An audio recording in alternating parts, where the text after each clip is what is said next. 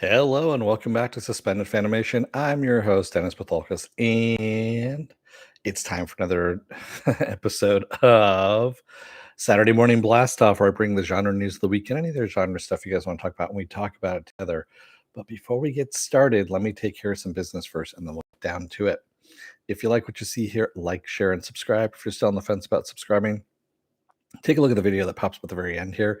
Basically, YouTube takes the algorithms of all the stuff you've been watching and tries to match it as best as possible. But one of the videos, my vast video library, and pops it up there just for you. And if you like what you see there, hit that subscribe button down below there. Also, if you want to know when I'm going to be on live again next, you get the bell down below. It's a 50-50 chance of YouTube actually notifying you. Best thing to do is go to suspendedfanimation.com. Take a look at the schedule up there. I change it out every week. Also, I have all the links to my social media up there, Twitter, Instagram, Patreon. And I also have the links to this YouTube channel, my Facebook page, and a Facebook group page where you can post stuff and chat amongst yourselves. All right. With that said, and yes, it is usually timed. I can see the timer up here on my clock, and I usually try and get through that first minute because I know people just kind of skip over that kind of crap anyway as they're watching this video. I know who you are out there. Let's get started, shall we?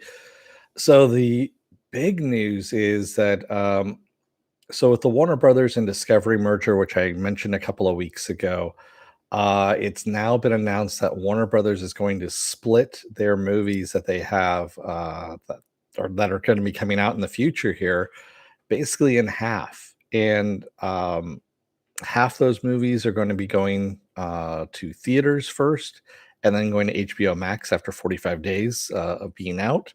And then the other half are going to be going straight to HBO Max.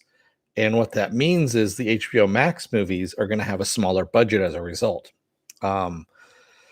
So some of the DC movies that are already slated to go the HBO Max route are Batgirl, Blue Beetle, and Static, which is, for those of you playing at home, those are all the people that have either persons of color or female characters as the leads.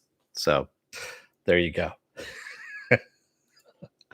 I hate to be the one to bring that up, but yeah, that's pretty much what it is at this point. They really just don't have faith in those characters holding a movie, I guess, and bringing in numbers in the theaters, when really what it is that Warner Brothers, they've been putting out shit stuff for a while, and that's your executives. So I think what they should be doing is, culling their executives and bringing in people that can actually do those kind of movies, and no matter who's starring in them, quite honestly, and having better writers. Yeah. I mean, come on. Again, like I said, Batman versus Superman not making $1 billion or over $1 billion. What the fuck? You look at Aquaman. Aquaman is actually going to be getting a second movie finally, which is coming out in 2022, December of 2022. And we got a title on it too. So James Wan says that it's Aquaman 2, The Lost Kingdom of Boogaloo. No, The Lost Kingdom is what it's called. That is the only DC movie outside of the Nolan movies that has made over $1 billion. Go figure on that one. Yeah. So there we go. Raymond says, I always like the DC animation movies better anyway. The thing is, the DC animation movies are great, but if they can just translate that over into the movies, it's the same characters. It really is. And it's not that hard to do the stuff that's going on in the animation in the live action movies. It's really not that difficult. And unless you're a Warner Brothers executive who doesn't understand what the fuck's going on and has that, plastic tube up your ass getting cocaine funneled into it completely. Yeah, that's this is a stupid idea, quite honestly. And I know they're trying to go the Netflix route is what they're trying to do. They're trying to make themselves more of a Netflix kind of streaming service, but they're not. It's HBO. So there. I said it. But what I am looking forward to, July 23rd, we get part 1 of the Masters of the Universe Revelation. And this is from Kevin Smith. It's the animated series. It basically takes place literally where the last series in the 80s left off, and goes from there. Yeah. And Mark Hamill doing the voice of Skeletor is fucking awesome. That's all I can say. Dante S is making DC animation a live action would be very interesting. Those movies are violent. Yes, they are, Dante S. They are very violent, but they also have story. And if you, going back to the DC animation, so if you follow the DC animation stories, they actually build on one another. And so when one ends and the other one starts, it usually takes whatever had happened in the previous animated series or animated movie and builds off of it. Kind of like, I don't know, a universe. Yeah. It really kind of pisses me off when you sit there and you look at it and you're like, okay, the animated movies are getting this right, but the live action movies can't. And again, it goes back to you need someone that's overseeing the entire universe, as a whole, not Zack Snyder, because he sucks. Leave him to his own devices. Let him do Army of the Dead 15 or some Army of the Dead animated bullshit, whatever. Leave him out of the DC universe. Also, leave J.J. Abrams out of the DC universe. He's fucked up enough franchises as it is without having to do the DC universe as well. Bring somebody in who actually likes comics, who actually is a fan of DC, and have them do it. Like Kevin Feige. Kevin Feige is a fan of Marvel, and he has overseen the entire Marvel franchise for the last 15 years.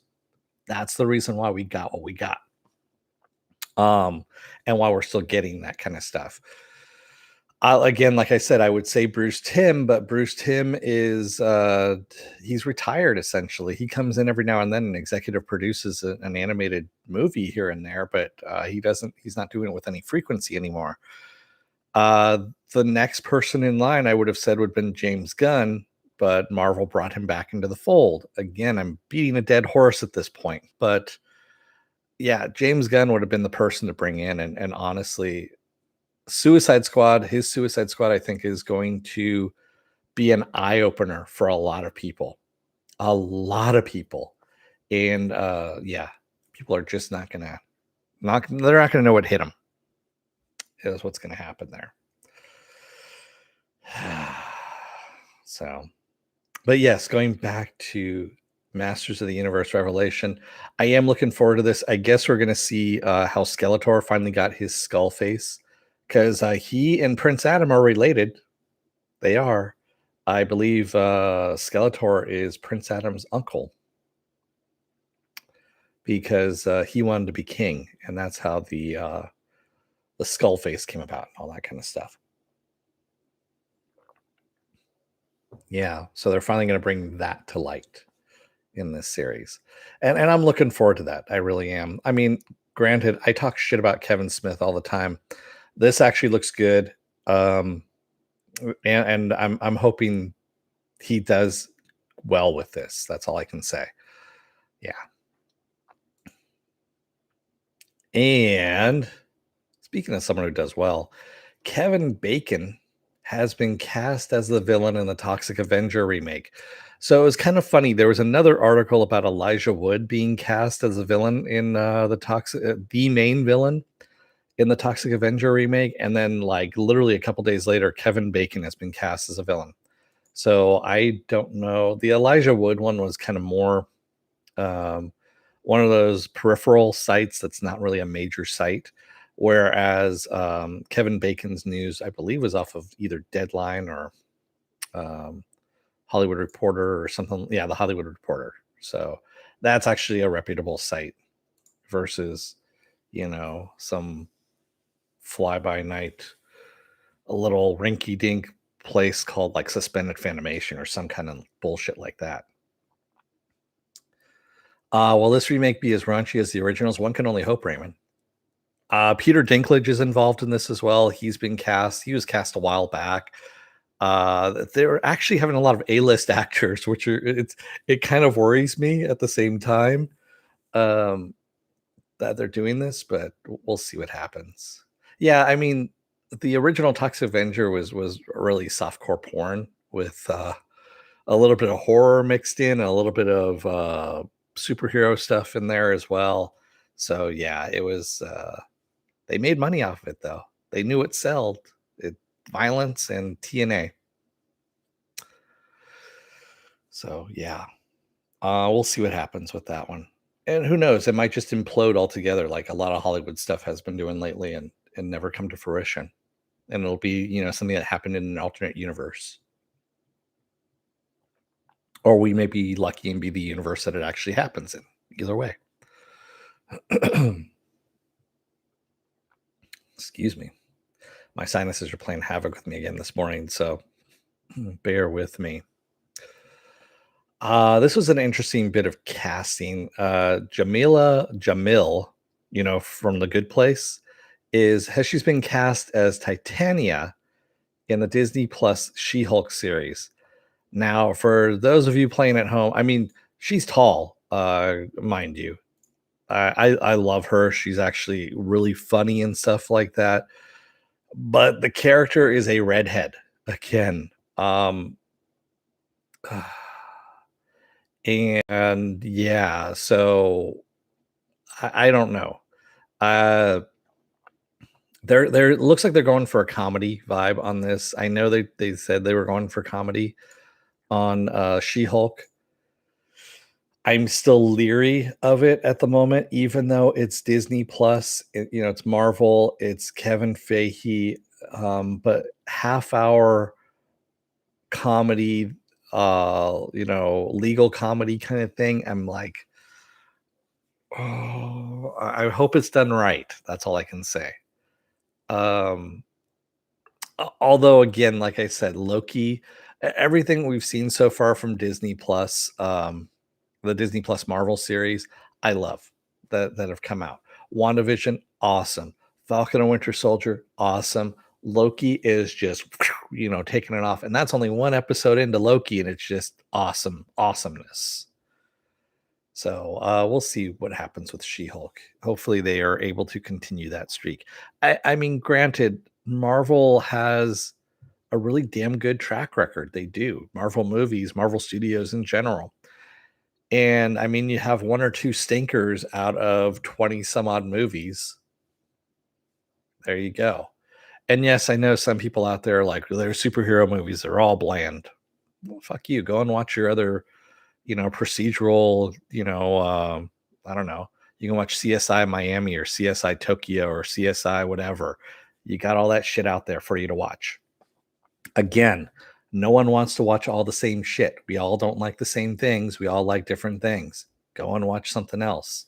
And you don't need to shit on other people's stuff that they do like. So Raymond says, do you think we'll get a bunch of cameos in Loki since Ragnarok hasn't happened yet? Well, Ragnarok hasn't happened to that character as of yet. So I don't know, Raymond, tell you the truth. We probably might. I mean, we could see other stuff, but I really don't want to get too much into Loki because that's usually spoiler territory. I want to kind of leave it in the Loki, you know, reviews, I guess you could say. But I'll say this much is that the TVA is not in the same reality as the Marvel universe. They're different realities. So they are outside of that reality. Hence why the Infinity Stones don't work. Or the Infinity Gems, the Infinity Rocks, whatever you want to call them. They go by many names.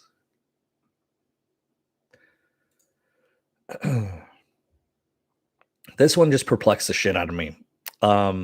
Ted, you know the movie Ted about the talking teddy bear from McFarlane?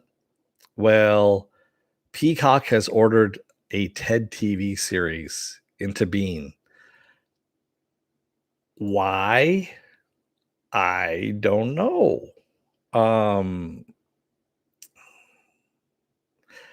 Is it really something you can actually build a TV series around? I don't think so.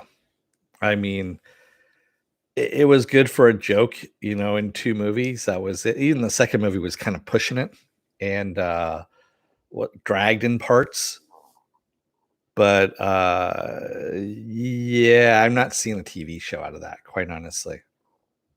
Um, so yeah, that was kind of a big what the fuck to me on that one. I was like, I don't understand that one. That's not gonna really do much.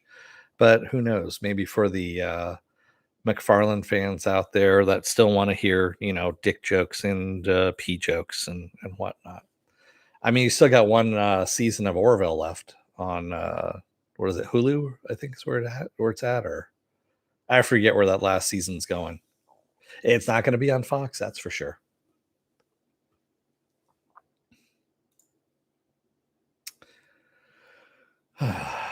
And I remember I told you, I was just talking about like really fly by night sites, kind of, making up shit and rumors and whatnot, which happens a lot on YouTube.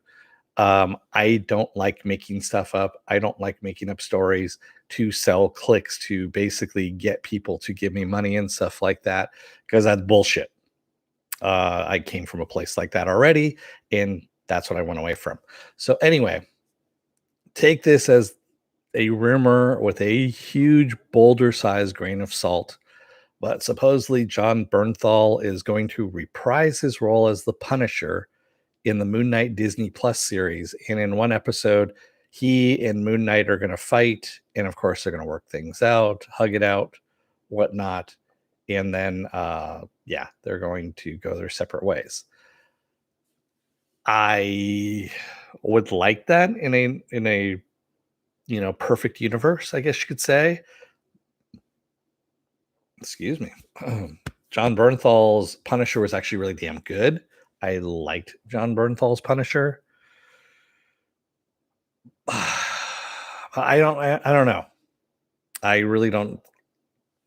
Again, like I said, I the way that Marvel is setting these things up, they're setting them up as mini movies. Essentially, they're 3 hour long movies that are cut into episodes. Is what they are. So Loki has 6 episodes, which are half an hour. Yeah, roughly a half an hour, maybe a little more each. So it's the equivalent of a movie. Even if it's an hour long, you're getting a trilogy right there. You're getting a trilogy of movies, and that's what they're paying for money wise to create these things. They are creating these things as movies. They are not creating them as TV series, and mainly they are standalone. Is what they are. Excuse me. Standalone movies that actually build onto the greater MCU universe, if you will, movie universe. Or I should say they're integrated into the MCU movie.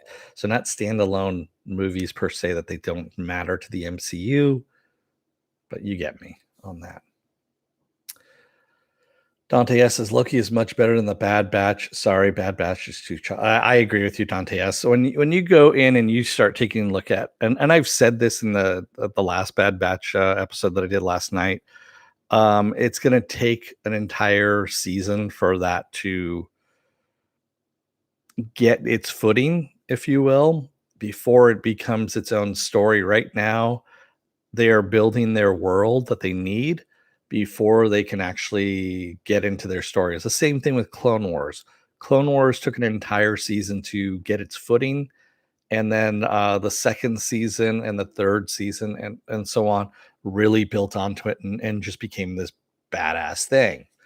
Um, yeah, that first season was very childish. It felt like a children's show, which is what it was and what it started off as. Um, and then, of course, it changed, and Bad Batch is like that as well. Yes, Bad Batch is made for kids. That's the reason why it is what it is at this point. Even though the overtones are a little bit, menacing, I guess you could say. And Loki is made for adults, is really what it is, and big kids, if you will. Keith Hamilton says, "Isn't Charlie Cox supposed to be going to appear in a Disney Plus show?" No. From what I understand, Charlie Cox has already filmed his segment, and it's in Spider-Man: No Way Home. and he's back as Daredevil, supposedly in that one. And that's Sony. So, I mean,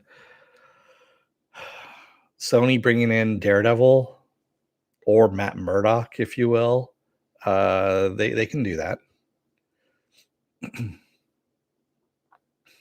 Since Daredevil and Spidey have been in so many comics together.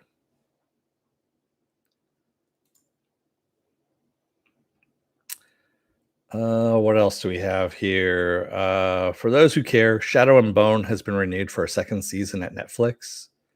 I haven't watched it, so I couldn't tell you. I hear people are 50-50 about it. Some people really like it, some people really hate it. So it got a second season. There you go. Whereas Jupiter's Legacy, so there's a little bit more news on Jupiter's Legacy about why it got canceled. And there are budgetary reasons for it, showrunner reasons, basically executive producers leaving and stuff like that. There was a lot of drama behind the scenes, which is why we got the product that we got out of it. It was kind of shitty.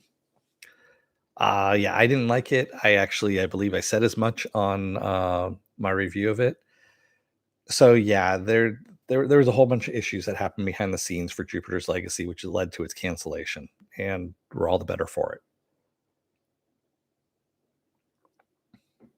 It frees up Netflix to make some other Mark Millar project, which is Super Crooks, I believe is what it is. Is the next thing. Let's see. Netflix is working on a spin-off series of Vikings called Vikings Valhalla. Is what they're working on. So that's their next project that's coming in. They were just promoting it. And okay. I stopped watching Vikings, I think, after the second season, maybe the third, somewhere around there. And yeah, I mean, it was interesting and stuff like that, but yeah, just didn't do much for me. I've got the Vikings horn right behind me there too. That was a Comic-Con giveaway. I happened to be at a bar outside of Comic-Con. Oh, I want to say that was about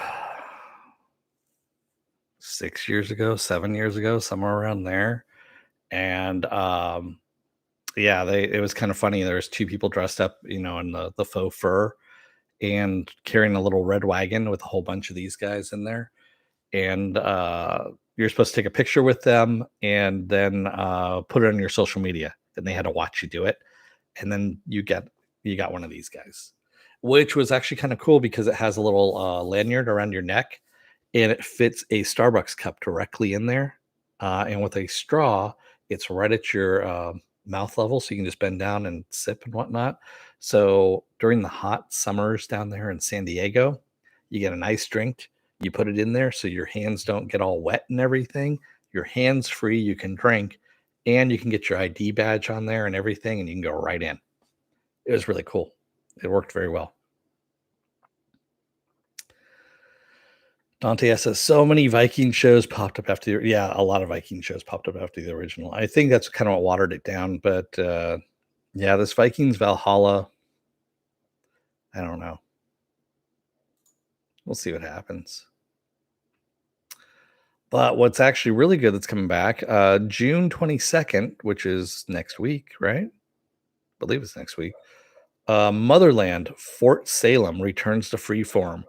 So for those of you who don't know what Motherland, Fort Salem is, it's an alternate universe, if you will. And by the way, if you hear that, that's my dog having a nightmare in the next room. She's having she has a little nightmare every now and then and squeaks out.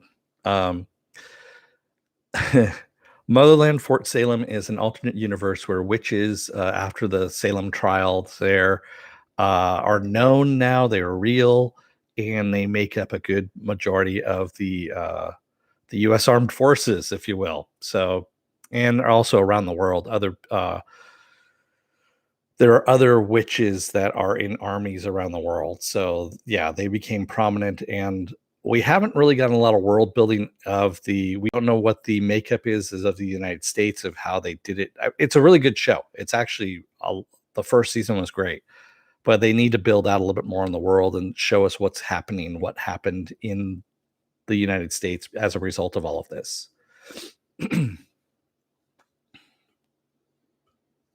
And around the world too, you know.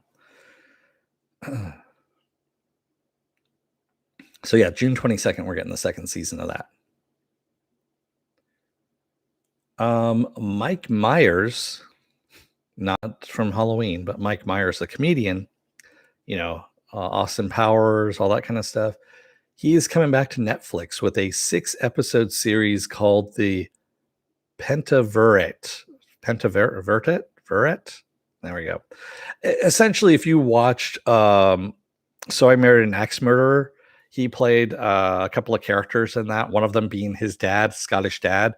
And the Scottish dad tells of a conspiracy theory of what if a secret society of 5 men has been working to influence world events for the greater good since the Black Plague of 1347. There you go. There's the premise of this new series. It's a comedy. It's 6 episodes, and who knows? It's on Netflix, so I'll probably give it a go. I like So I Married an Axe Murderer. It's actually my favorite Mike Myers movie, just because it's grounded in reality and it's fucking funny. It's actually set in San Francisco, and yeah, it's good. It's a lot of fun. And also, Phil Hartman has a great cameo in it as the tour guide in Alcatraz, who has some very memorable stories of some of the prisoners at Alcatraz. Raymond says, when are we getting The Witcher season 2? Who knows? Probably sometime at the end of this year. We know it's sometime in the last quarter of 2021. That's about it, Raymond. I mean, we just learned that Cobra Kai season 4, what the release date is on that, which is up on my site. And Witcher, we just know, is in the final quarter of 2021. We just don't know when as of yet. Hasn't been given an actual release date. I'm fairly sure by either the end of this month or the beginning of next month, we'll probably get a trailer that actually tells us this. They released a teaser trailer fairly recently. It was only like 10 seconds long. Actually, yeah, they did. This week, they released a teaser trailer that was 12 seconds in length. That was it. Had no date on it or anything like that. It was just a teaser trailer. So your guess is as good as mine on that one, but it's sometime the end of this year.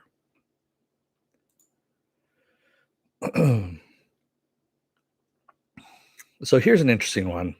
AMC has greenlit something called Firebite, which is a new series in which 2 indigenous Australian hunters, in parentheses, named Tyson and Shanika, quest to battle the last colony of vampires in the middle of the South Australian desert who are hiding out in a remote mining town, a hive for the last vampire stronghold shipped from Britain to Australia in 1788 by the colonial superpower to eradicate the indigenous populations. So basically, the British sent a hive of vampires to Australia in 1788 to wipe out the Australians. And now in modern day times, they're the last group of vampires. And we have 2 Australian indigenous hunters who are trying to wipe them out. And it's on AMC. So it's an interesting premise. I haven't heard that one before, and it intrigues me, but I don't have cable anymore. And I'm probably not going to subscribe to AMC's really expensive site for just that show. I'll watch it some other way at some point.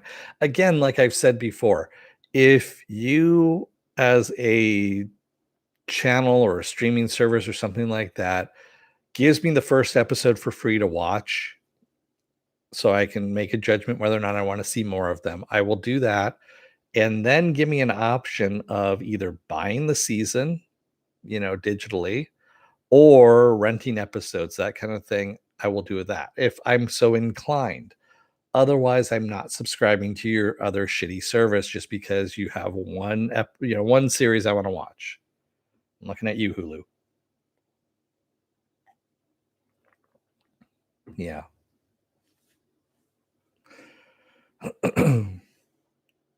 It's the 21st century after all. We should be able to pick and choose what we want to fucking watch at this point and just pay for it accordingly.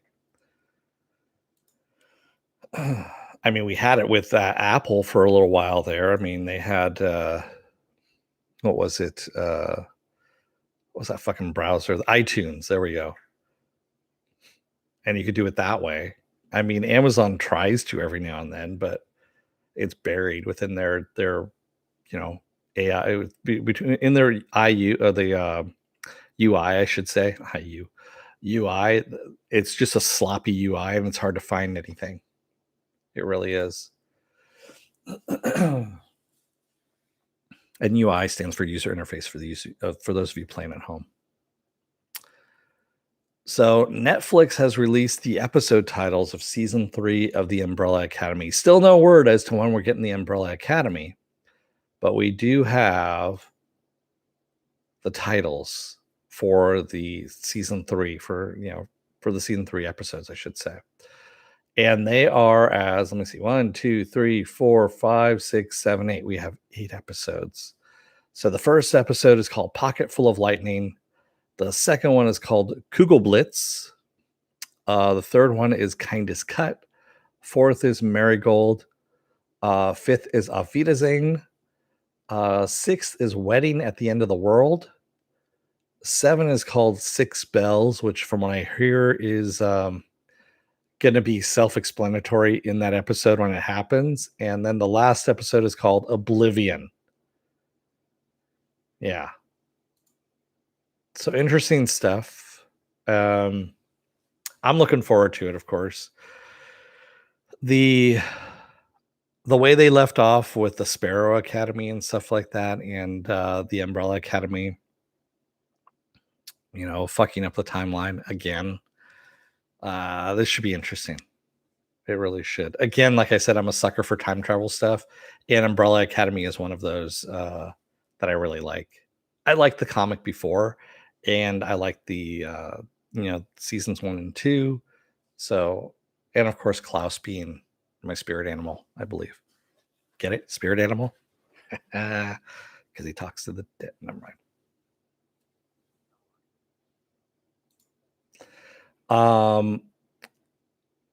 And the last thing I've got here, New Line Cinemas and Warner Brothers are working together on a Lord of the Rings anime movie. Do we really need that? I mean, we had Ralph Bashki do it. We had the movies already. Amazon's got a TV series coming out. Do you need another anime movie, on Lord of the Rings? Also, with Warner Brothers being the way it is this going to come out as a feature film, or is it going to come out on HBO Max? I mean, eventually it's going to come out on HBO Max because, if it comes out as a feature film 45 days later, according to their, the thing that they've done now, it's supposed to come out on HBO Max 45 days later. So who knows? Any interest out there for that? Where there's a whip, there's a way. Yeah. And speaking of whips, Indiana Jones 5 is already filming in Scotland, if I'm not mistaken. Yeah. Harrison Ford's out there. He didn't crash this time. He actually was able to land his plane properly. But yeah, he's filming. And he's, I don't know, they're doing some weird shit. From what I understand, there's photos of a stuntman riding a motorcycle wearing a younger Harrison Ford mask on his face. I don't know if that's supposed to be a flashback to something or what, but surprise, Indiana Jones is fighting Nazis once again. Might as well go back to what you do best at that point. Even though I think it's supposed to be taking place in the 50s. Yeah. Or the 60s. I can't remember what it is. But sure, why not?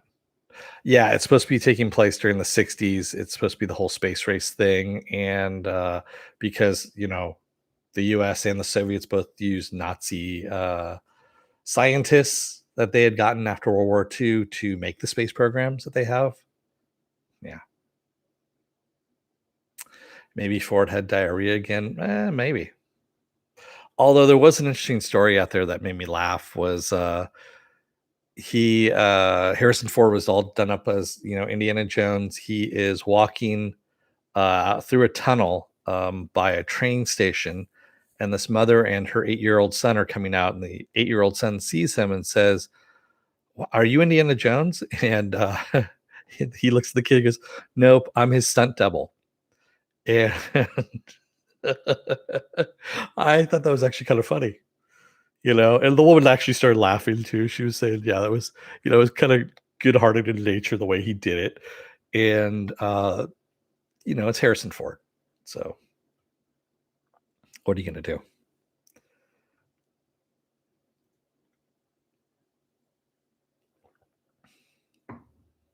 Even though he wants to kill off all his characters that are famous. I'm pretty sure he wants Indy to die in some spectacular fashion at this point. Given how shitty that Han went out. Oh, was that a spoiler?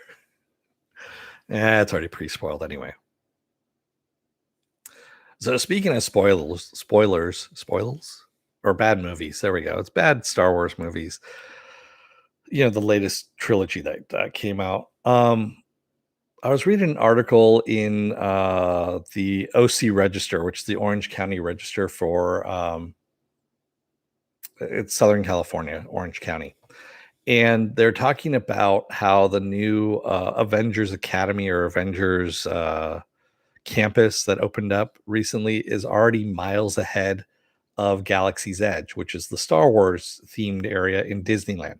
So, for those of you who don't know, at Disneyland or the Disney area there in Anaheim, there are two parks. You have Disneyland, which is one park, and you have Disney's California Adventure, which is another park. They are two separate admissions, or you do the park hopper where you can go back and forth between them. So, Galaxy's Edge is in Disneyland itself. Avengers Academy or Avengers Campus is in Disney's California Adventure. So if you want to do both, you have to do the park hopper, of course. They have two, of course, the most popular rides right now at either one. Galaxy's Edge has Rise of the Resistance, which is a long ass wait time. I was able to get on it the last time I went there a couple of weeks ago. And Avengers Academy or Avengers Campus, I can't remember what the fuck it's called, but they have a Spider-Man ride where you're basically shooting webs out of your hands to capture stray spider robots. And literally, you have nothing on your hand; you're just flipping your wrist, and the cameras are taking pictures of you at 60 frames per second in order to see where you're aiming at and all that kind of stuff. Or you could buy the wrist bracelet for an extra $25 and unlock a whole bunch of other, or excuse me, $30 and unlock a whole bunch of other gadgets on there too. Don't get me started on that one. Anyway, going back to the article, they said that already that Avengers Campus is miles ahead of Galaxy's Edge because they didn't constrain themselves. So they can use characters from all over the Marvel universe. As a matter of fact, right now they have people dressed up as Loki in the TVA outfits, along with some Minutemen guards that are wandering through the campus. So you can meet Loki, you can meet Spider-Man, you can meet Thor, you can meet Falcon or Captain America, I should say. All of that is there. Whereas Galaxy's Edge, you either got Kylo Ren or Rey or Chewbacca. You got those three. Because unfortunately, Galaxy's Edge is set between The Last Jedi and The Last Skywalker, or Skywalker Rises, whatever it is. So Yeah, it's already hamstrung, and that was the reason why I couldn't find any Bad Batch merchandise other than going over to Tomorrowland, again, which is in Disneyland, to find one fucking table of Bad Batch merchandise. Again, this is horribly, horribly bad for Disney on their merchandising point, if you will.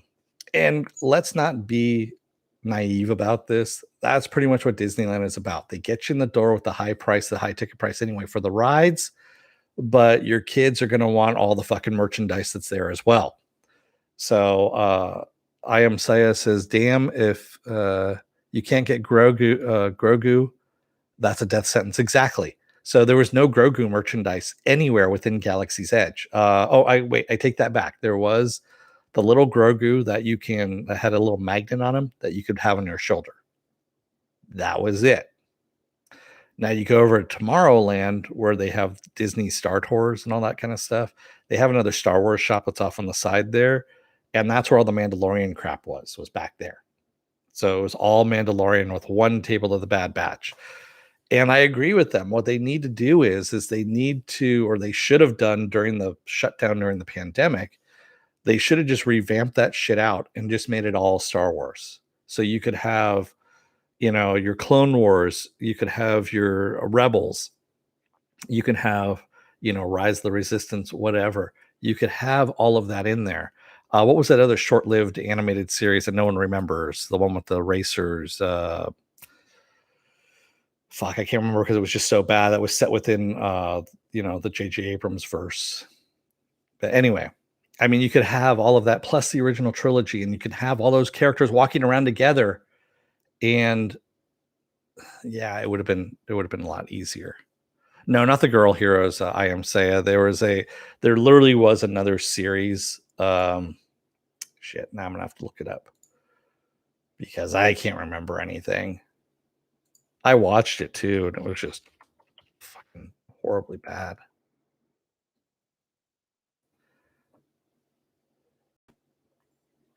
And of course, it's the joy here of waiting for IMDb to pop up, and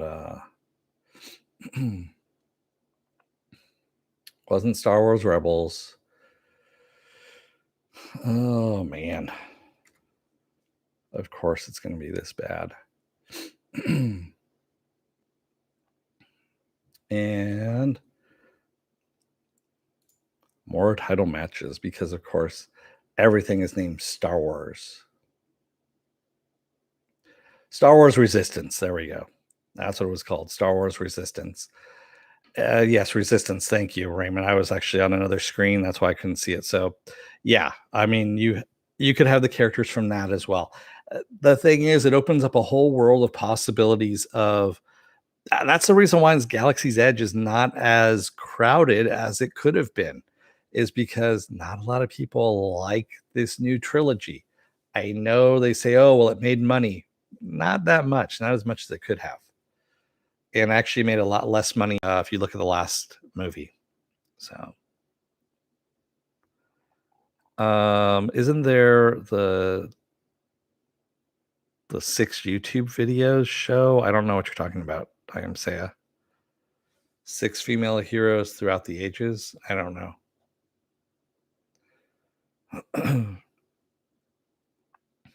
Yeah. But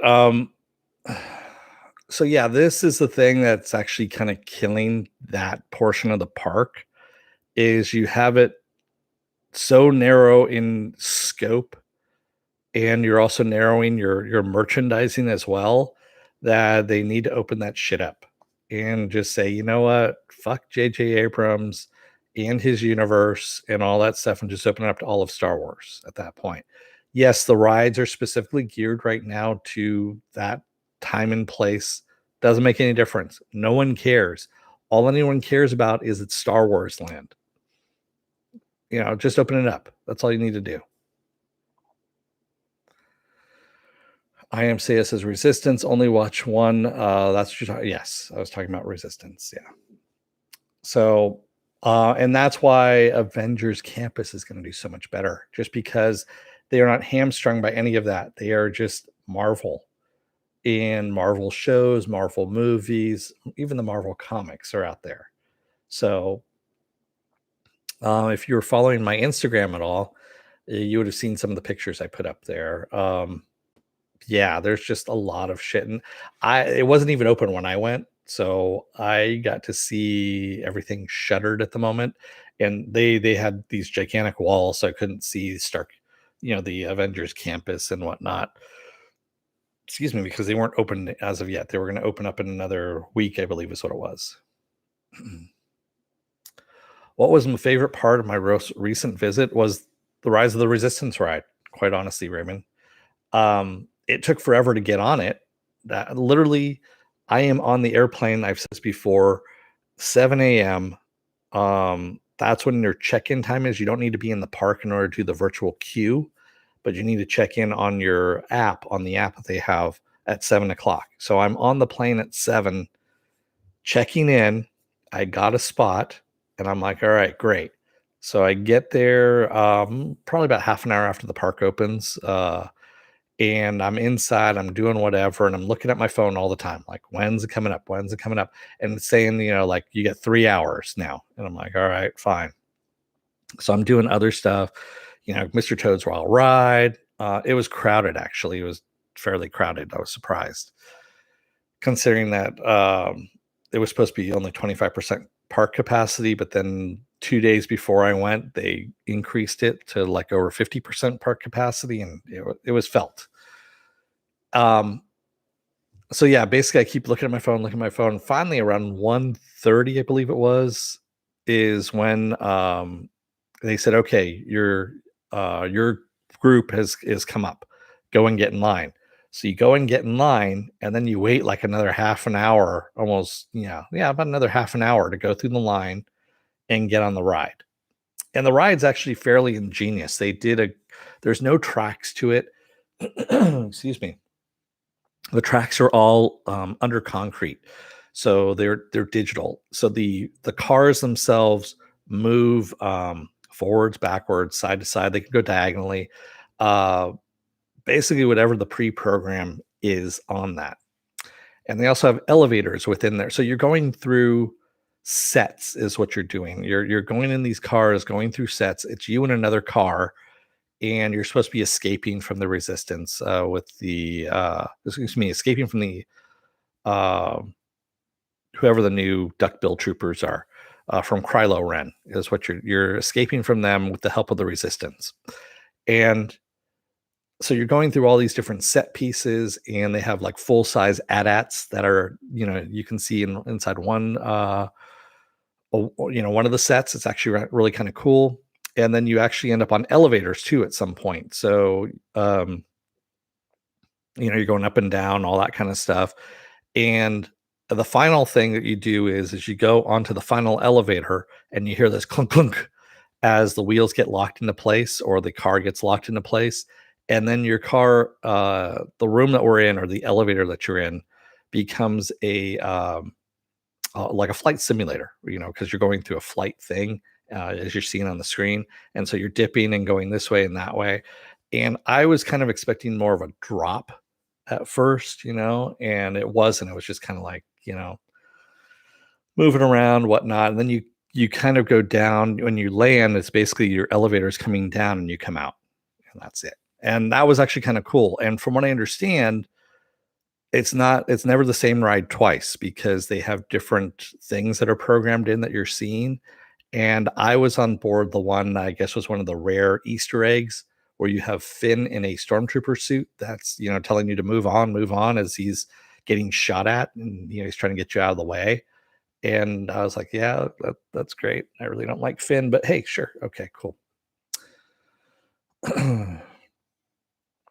I am Saya says, first order hunting you down. They are so inept. I wonder how often you asked yourself, is it worth my time? um, it was actually cool. The ride was actually cool. It's Krylo Ren that's actually hunting you down for the most part. There's a great little effect they do when you're trapped in one area, and his lightsaber comes through the ceiling, and he starts cutting a hole through the ceiling.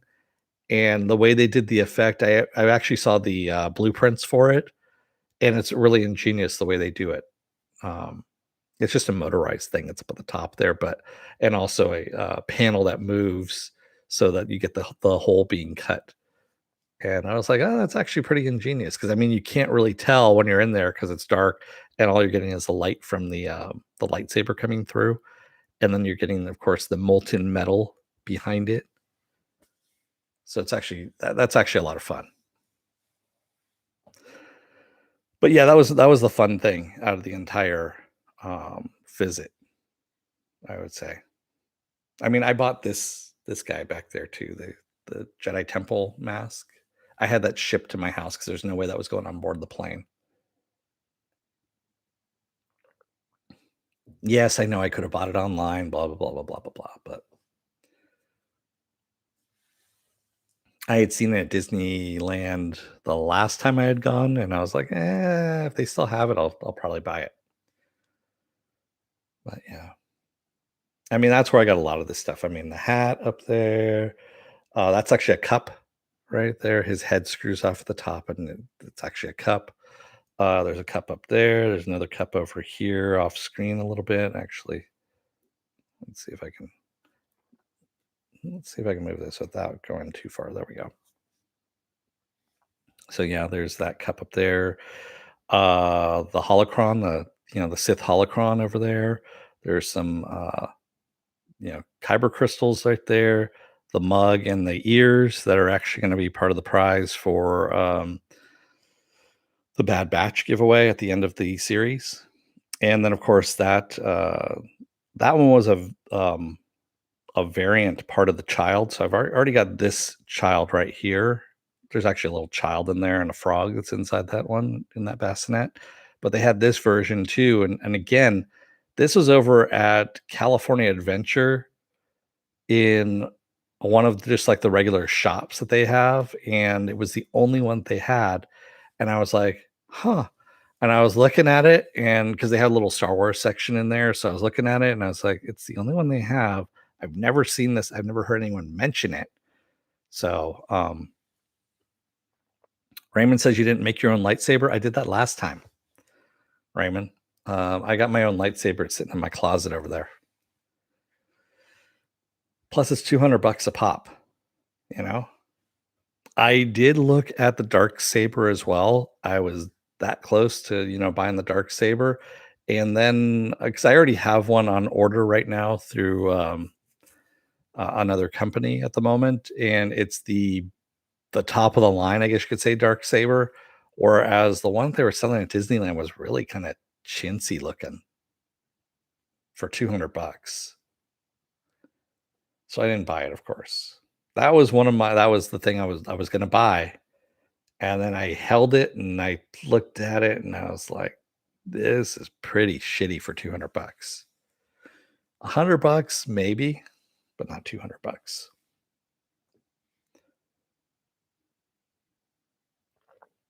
Yeah, the one I made for $200, that one was sturdy. I mean, that thing is like, I mean, just the hilt alone, you could use that thing for self-defense.